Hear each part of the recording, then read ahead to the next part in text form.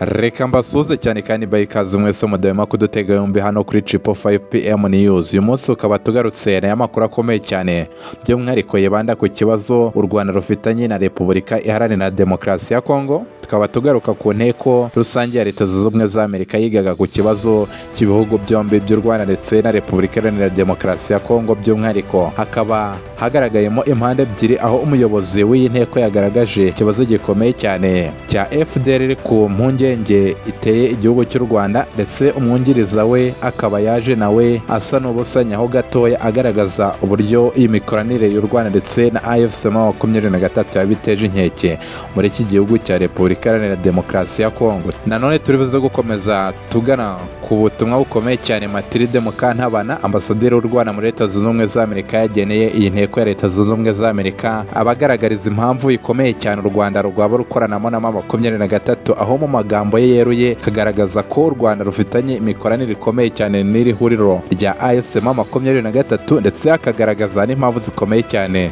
zaba zaratumye u Rwanda rubikora, aho yagaragaje n'ikizatuma u Rwanda ruhagarika iyi mikoranire na M23. Aba ngusaba wowe dukurikiye kugira ngo ukande subscribe ndetse na like niba utarabikora, kugira ngo ibiganiro byacu bizajye bitabageraho mu wa mbere, aho mushobora no kuduha ibitekerezo byanyu muri comment. Tudatinze rero reka tugaruke kwa aya makuru akomeye cyane aturuka mu nteko ya Leta Zunze Ubumwe za Amerika, by'umwihariko aho bigaga ku kibazo cy'u Rwanda ndetse na Repubulika Iharanira Demokarasi ya Kongo, by'umwihariko bareba ku ntambwe imaze guterwa n'impande zombi mu kubahiriza amasezerano kumetanyije ibihugu byombi by'u Rwanda ndetse na Repubulika Iharanira Demokarasi ya Kongo bashyizeho umukono ku buhuza bwa Perezida Donald Trump. Muri iyi nteko rero niho hatangiwe amakuru akomeye cyane agaragaza ku Rwanda ndetse na AFC-M23 baba bafitanye imikoranire biciye mu butumwa ambasaderi w'u Rwanda muri Leta Zunze Ubumwe za Amerika Matilde Mukantabana yageneye iyi nteko ya Leta Zunze Ubumwe za Amerika. Akaba yabasobanuye ko u Rwanda rwagiranye iyi mikoranire n'uyu mutwe cyangwa se n'iri huriro rya AFC-M23 bitewe n'uko umutwe w'iterabwoba cyangwa se umutwe w'abajenosideri wa FDR wakomeje guteza inkeke cyane ku mutekano w'igihugu cy'u Rwanda. Iyi mikoranire ikaba yaraje ubwo M23 ndetse n'iri huriro rya AFC muri rusange bari bamaze gufata ibice bihana imbibi n'igihugu cy'u Rwanda. Uyu Matilde Mukantabana, ambasaderi w'igihugu cy'u Rwanda muri Leta Zunze Ubumwe za Amerika mu izina ry'u Rwanda, akaba nanone yakomeje agaragaza ko iyi mikoranire yatangiye ubwo M23 yafataga ibice bya Goma, ndetse bakaba baragiranye imikoranire kugira ngo iri huriro rya AFC-M23 rizabashe gufatanya n'u Rwanda mu guhasha uyu mutwe w'iterabwoba wa FDR kugira ngo utaba washinga ibirindiro mu bice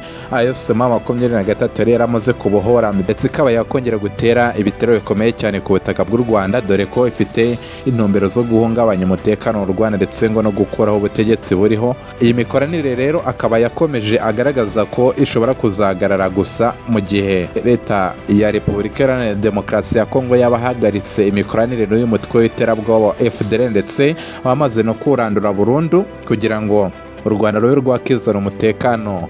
warwo w'abaturage barwo, by'umwihariko ku ruhande ruhana imbibi n'iki gihugu cya Repubulika Iharanira Demokarasi ya Kongo. Ibi rero byakomeje guteza impaka nyinshi cyane, aho abantu bahise batungurwa cyane nyuma y'igihe kirekire cyane u Rwanda rumaze rugaragaza ko rudafite imikoranire na nke n'uyu mutwe w'inyeshyamba wa M23 cyangwa se ihuriro rya AFC-M23 ndetse na Twirwaneho. Bakaba rero ku mugaragaro bashatse kugira ngo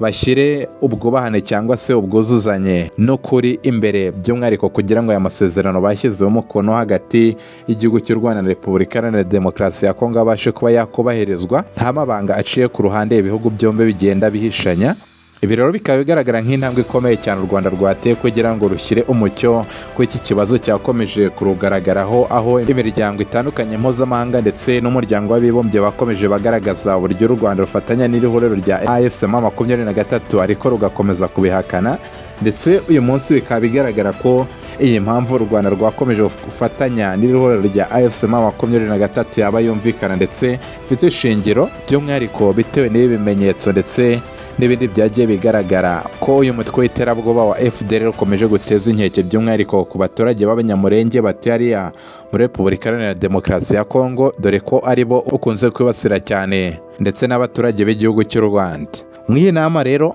Nanone tugarutse ku byavugiwemo bindi, twakibanda ku bayobozi bakuru b'iri huriro cyangwa se b'inteko ya Leta Zunze Ubumwe za Amerika by'umwihariko aho yiga kuri ibibazo bya Afurika, bakaba bigaga ku kibazo cya Repubulika Iharanira Demokarasi ya Kongo ndetse n'u Rwanda. Umuyobozi ukomeye cyane cyangwa se umuyobozi mukuru w'inteko akaba yavuze ku mateka akomeye cyane y'amakimbirane, aho yagaragaje igihe yatangiriye ndetse n'impamvu yaba yarayateye, by'umwihariko agaruka kuri uyu mutwe w'inyeshyamba wa FDL wasize uhekuye u Rwanda mu 1994, avuga ko abayobozi batandukanye barimo na Kofi Annan wahoze ashinzwe umutekano mu rwego mpuzamahanga, akaba yagaragaje ko atigeze agira icyo akora kandi mu by'ukuri yari yarakiriye ubutumwa bugaragaza ko u Rwanda cyangwa se abari bari muri leta y'u Rwanda mu icyo gihe bari gutegura jenoside yakorewe abatutsi mu 1994, ariko akaba yagaragaje ko uyu Kofi Annan ntacyo yigeze akora. Uyu muyobozi rero yashimye by'umwihariko amasezerano yashyizweho umukono n'u Rwanda ndetse na Repubulika Iharanira Demokarasi ya Kongo bigizwemo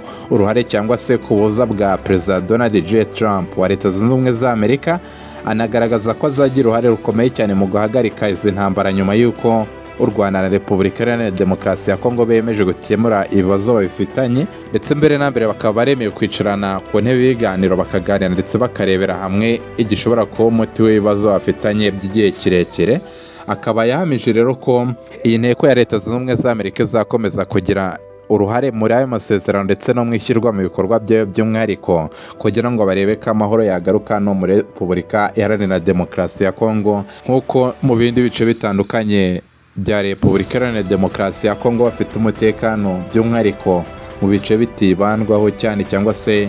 bitagabwa ibitero nk'uko abanyamurenge bagendekera hano mu burasirazuba bwa Repubulika Iharanira Demokarasi ya Kongo. Uyu muyobozi rero agaruka ku kibazo cya FDLR, yavuze uko igiteganywa muri aya masezerano, avuga ko impande zombi zemeranyijeho arimo Repubulika Iharanira Demokarasi ya Kongo ndetse n'u Rwanda, birateganywa ko Repubulika Iharanira Demokarasi ya Kongo igomba gusenya burundu uyu mutwe wa FDLR kugira ngo u Rwanda narwo rube rwakoraho ingamba z'ubwirinzi cyangwa se rusubiza inyuma abasirikari cyangwa se ingabo z'u Rwanda ziri kurinda umutekano, by'umwihariko ku mbibi z'u Rwanda, aho u Rwanda rwakomeje kugaragaza ko rwashyize ingamba z'ubwirinzi mu buryo bwo kwirinda ibitero byaturuka muri Repubulika Iharanira Demokarasi ya Kongo bitewe n'uyu mutwe w'iterabwoba wa FDLR. Ibi rero bikaba bihabanye cyane n'imyumvire ya Repubulika Iharanira Demokarasi ya Kongo, aho baba bakomeje kugaragaza ko u Rwanda ari rwo rudakora ibyo rwiyemeje gukora, by'umwihariko muri aya masezerano, ndetse bagakomeza bagaragaza ko FDLR nta bushobozi ifite cyangwa se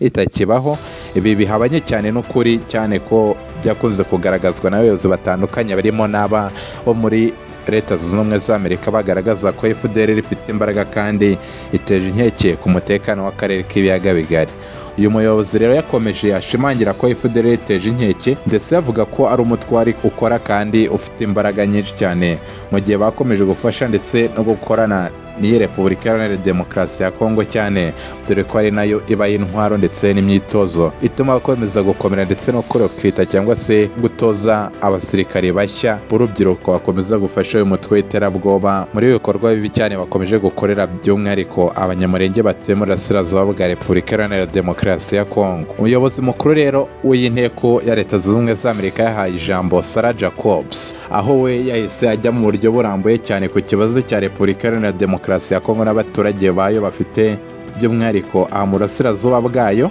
Akaba yakomeje agaragaza uburyo imikoranire y'u Rwanda ndetse na AFC yaba iteje inkeke, by'umwihariko kuri ibi bibazo byo mu karere k'ibiyaga bigari, aho yahabanyije cyane n'ibyo uyu muyobozi mukuru yari amaze kugaragaza. Ahubwo uyu Sara we akaba yaje avuga ko u Rwanda rutaryojwe ibyo rukora cyangwa se ngo rube rwahabwa ibihano bikomeye cyane n'imiryango itandukanye mpuzamahanga kugira ngo rube rwahagarika ibikorwa rukomeje gukorera hano mu burasirazuba bwa Repubulika Iharanira Demokarasi ya Kongo. Biragaragara rero ko ari ibibazo byinshi cyane byakomeje kwibandwaho, ndetse hakaba hari n'ibindi byinshi cyane byavugiwe muri iyi nama tuzakomeza kugenda tugarukaho, by'umwihariko tugaruka no ku ruhande cyangwa se ku byavuzwe n'abari bahagarariye Repubulika Iharanira Demokarasi ya Kongo muri iyi nteko, dore ko ari byinshi cyane. Ndetse nkaba mbasaba kugira ngo mukomeze kudushyigikira kuri uyu muyoboro mukanda subscribe ndetse na like kugira ngo ibiganiro byacu bizajye bitabageraho mu wa mbere, ndetse mukaba mudufasha by'umwihariko mukanda like kugira ngo ibiganiro byacu bigere kuri benshi, aho mushobora no kuduha ibitekerezo byanyu muri comment. Abashimiye cyane, mukomeze kugira ibihe byiza.